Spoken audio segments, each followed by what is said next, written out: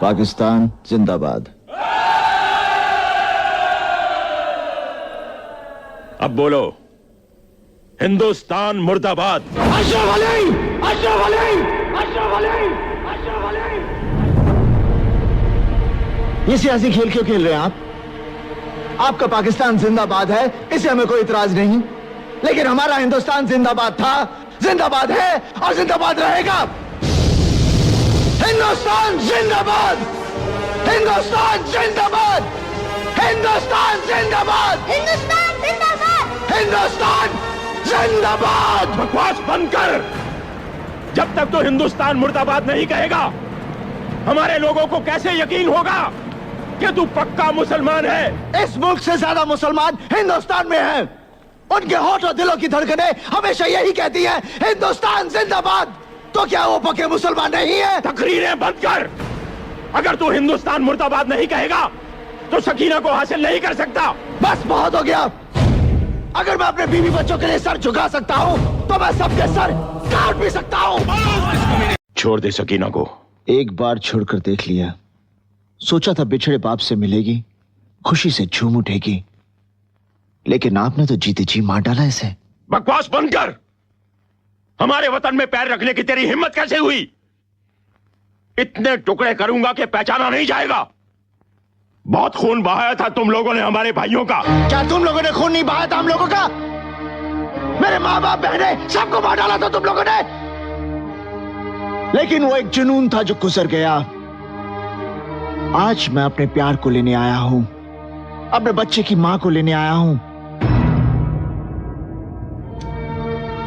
मैं नफरत भुला चुका हूं, आप भी भुला दीजिए। नफरत भुला दूं? वो भी तुम हिंदुस्तानियों से? अगर मेरा बस चले तो एक एक हिंदुस्तानी को गोली से उड़ा दूं। किन हिंदुस्तानियों को गोली से उड़ाएंगे आप लोग? हम हिंदुस्तानियों की वजह से आप लोगों का वजूद है। दुनिया जानती है कि बंटवारे के वक्त हम लोगों ने आप लोगों को 65 करोड़ रुपए दिए थे, तब जाकर आपके सर पर तरपाल आई थी। बरसात से बचने की हैसियत नहीं और गोलीबारी की बात कर रहे हैं आप लोग। हम किसी दूसरे की अमानत है। नहीं, तुम सिर्फ मेरी हो और किसी की नहीं हो सकती। हम दोनों के बीच अगर कोई आया तो समझो वो मर गया। काजल, इन हाथों ने सिर्फ हथियार छोड़े हैं, चलाना नहीं भूले। अगर इस चौखट पर बारात आई तो डोली की जगह उनकी अर्थियां उठेगी, और सबसे पहले अर्थी उसकी उठेगी जिसके सर पर सहरा होगा। लाशें बिछा दूंगा, लाशें। तू जिंदा इसलिए है क्योंकि मेरी कस्टडी में है। हम हाथ मिलाना भी जानते हैं, हाथ उखाड़ना भी। हम गांधी जी को भी पूछते हैं, चंद्रशेखर आजाद को भी। मैं भी पहले प्यार से समझाता हूं, फिर हथियार से। तू किस तरह समझना चाहता है, फैसला कर ले।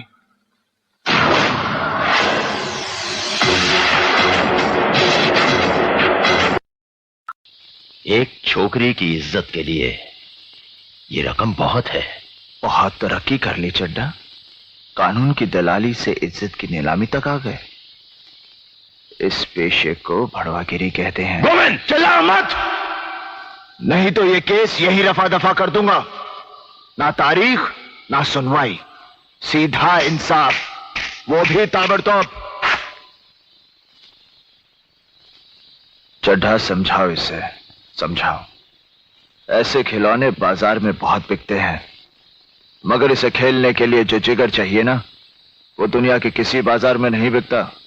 मर्द उसे लेकर पैदा होता है, और जब ये 2.5 किलो का हाथ किसी पर पड़ता है ना, तो आदमी उठता नहीं, उठ जाता है। इस सब का जवाब कल अदालत में दूंगा। और हां, अगर अदालत में तूने कोई बदतमीजी की तो वही मारूंगा। जज ऑर्डर करता रहेगा और तू पिटता रहेगा। Relax boy.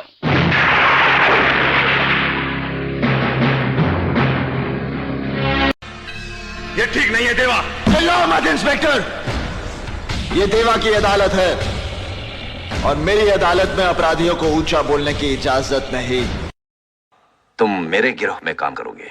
ये मजदूर का हाथ है कातिया, लोहा पिघलाकर उसका आकार बदल देता है। ये ताकत खून पसीने से कमाई हुई रोटी की है। मुझे किसी के टुकड़ों पर पलने की जरूरत नहीं।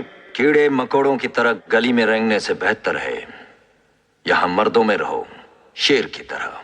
पिंजरे में आकर शेर भी कुत्ता बन जाता है कातिया। तू चाहता है कि मैं तेरे यहां कुत्ता बनकर रहूं? तू कहे तो भौंकूं, तू कहे तो काटूं। ऐसा ही समझो। तो क्या हमारे साथ काम करोगे तो नाम होगा तुम्हारा, इनाम मिलेंगे, रुपए पैसा मिलेगा, इज्जत होगी तुम्हारी और लोग डरेंगे तुमसे। डराकर लोगों को वो जीता है जिसकी हड्डियों में पानी भरा होता है। मर्द बनने का इतना शौक है तो कुत्तों का सहारा लेना छोड़ दे कातिया।